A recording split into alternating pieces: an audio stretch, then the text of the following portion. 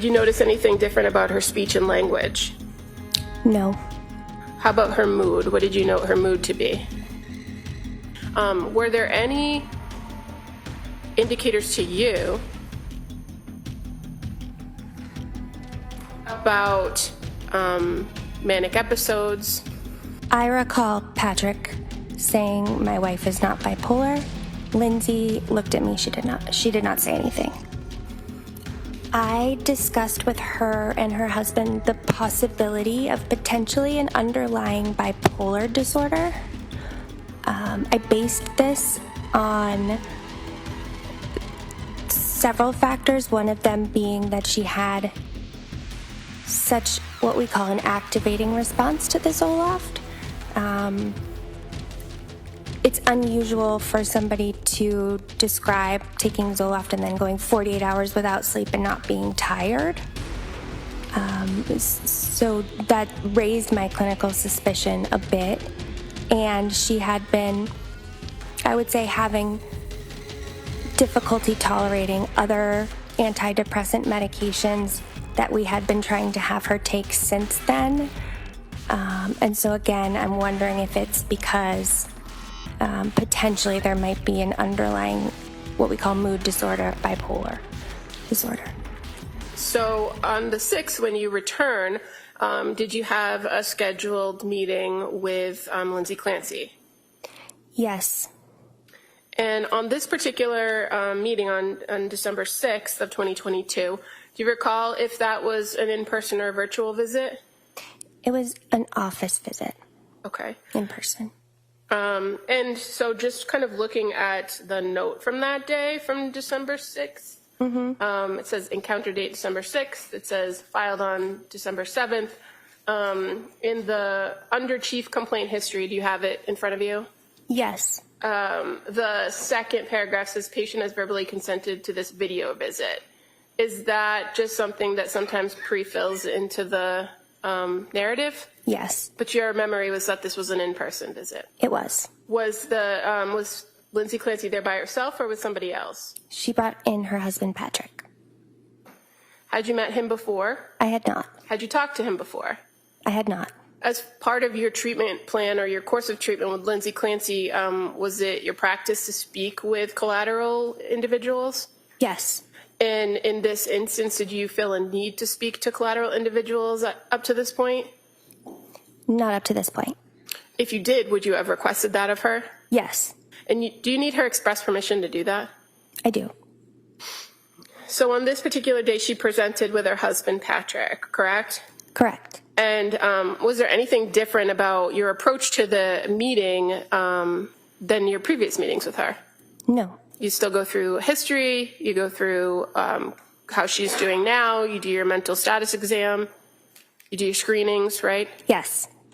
And so first, just let's talk quickly about the screenings. The Edinburgh screen, what was her score on this day when she came in? Do you remember? 21. Okay. And the GAD-7, fair to say that screen was a 19. Yes. So would you say that it was pretty consistent with the last time that you saw her? Objection. What's your objection? My objection is that that's not right. He's now got a 21 Edinburgh scale. Prior testimony was not anywhere near 21. It's deteriorated. Well, I'm gonna allow that question. On cross-examination, you can certainly explore the basis of what her opinion was. So I'm gonna allow that question. Go ahead, Como. Well, let me ask you about that score of 21. It's 21 out of how much? 30. So in what range is that? Moderate severe. Okay. And on your previous encounter with her on, or your actual telehealth on November 29th, you reported that the score was 17, and that's moderate. Moderate. Right. Yep. And then on the GAD-7, on this particular day on December 6th, it was 19, right? Yes. And on the previous visit, it was 14. Yes. Okay. So as far as your observations of her on December 6th,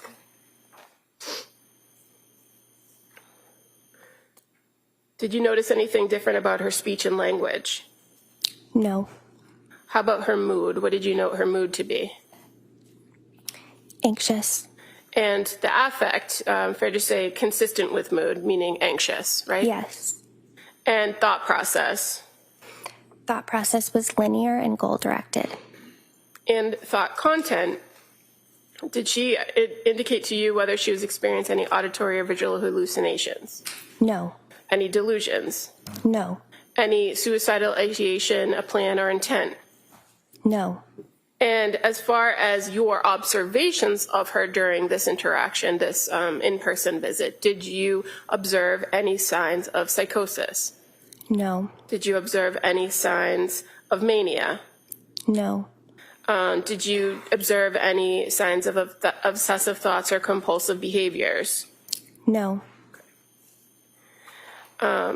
Now, when you met with Lindsay and Patrick on December 6th, did she or did they report why Patrick was there? I don't recall if they indicated why he was there. I understood it to mean he was there to provide collateral and support for her. Were you aware that he was coming to the appointment?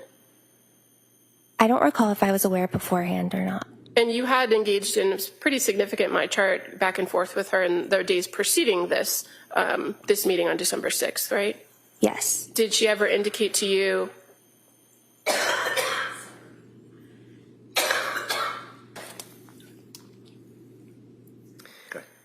Did she ever indicate to you in those messages that she wished to bring him along to one of the visits?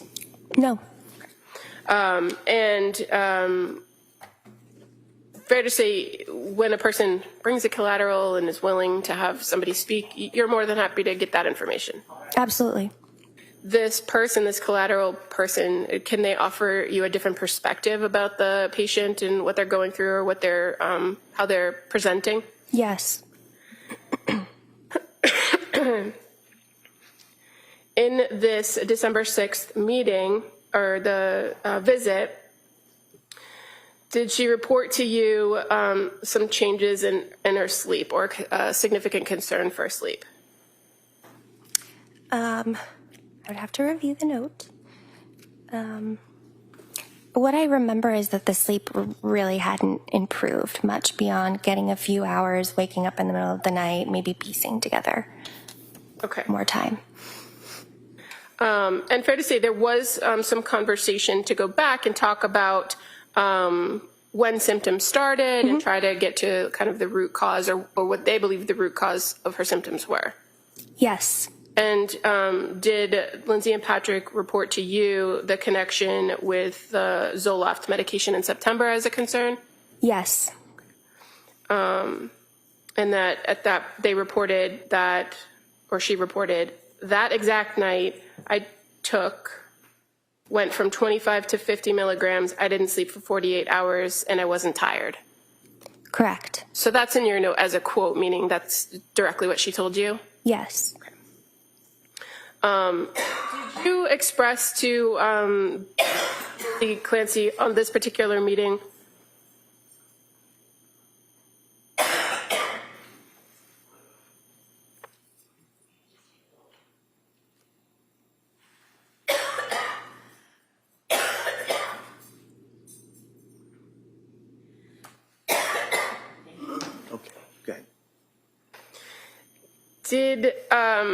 Did you express to Ms. Clancy thoughts that you had about her diagnosis based on your interactions over the last few weeks? I did. And what was that? I discussed with her and her husband the possibility of potentially an underlying bipolar disorder. I based this on several factors, one of them being that she had such what we call an activating response to the Zoloft. It's unusual for somebody to describe taking Zoloft and then going 48 hours without sleep and not being tired. So that raised my clinical suspicion a bit. And she had been, I would say, having difficulty tolerating other antidepressant medications that we had been trying to have her take since then. And so again, I'm wondering if it's because potentially there might be an underlying, what we call mood disorder, bipolar disorder. And as far as the information that you had about her past psychiatric history, were there any indicators to you about manic episodes? No. So I do recall in reviewing Julie's note prior to meeting with Lindsay, she filled out what we call a mood disorder questionnaire. It's like a screener somebody can do to assess history of mania and bipolar disorder. Lindsay it was a negative screen. So there's 3 questions. One question has 13 different symptoms. You have to score 7 out of 13 on question 1, but also in question 2, it asks about, are the symptoms happening at the same period of time? And then it asks about any functional impairment from the symptoms. So I recall the 3 symptoms she did endorse were not sleeping for that period of time with the Zoloft and not feeling tired, having racing thoughts, and trouble concentrating. None of the other symptoms did she endorse. They did occur at the same period of time. And I don't want to be inaccurate, so I can't remember what she said for functional impairment, but I believe it was minor impairment. Okay, and so the fact that those were reported, but ultimately the full screen revealed negative for potential mania. I did also consider, though, that the MDQ is less specific when it comes to bipolar 2 or bipolar not otherwise specified. There's bipolar 1 and bipolar 2. Both have mania symptoms as part of the diagnosis. Bipolar 1 is usually more severe in that it's typically, a patient might be hospitalized or it causes greater functional impairment. Bipolar 2, it's a shorter duration and typically less functional impairment. And as far as determining diagnostically whether somebody might be presenting with bipolar disorder, is there a particular tool you use in your trade to try to assess that?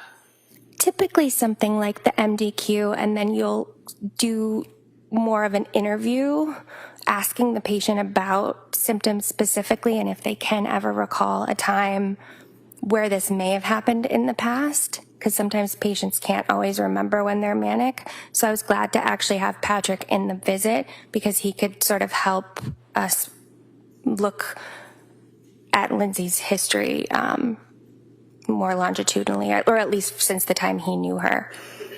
Okay.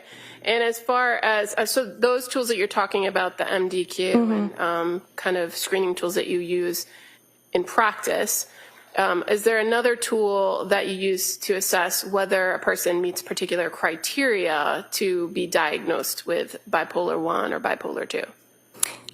There are others, not ones that I've used. So are you familiar with the DSM-5? Oh, yes. Okay, so while that's not the end-all be-all, it is a guide that tells you specific criteria, how to determine if episodes are manic or depressive, right, when it comes to bipolar. Yes. The difference between mania and hypomania. Yes. And so while you noted that there were some concerns reported, did what was reported to you rise to the level of diagnostic criteria for bipolar disorder? Not at that time. Okay. And when you explained this to them, your thoughts about her reactions to the medication and these reported prior symptoms, did Patrick and Lindsay seem receptive to your diagnosis?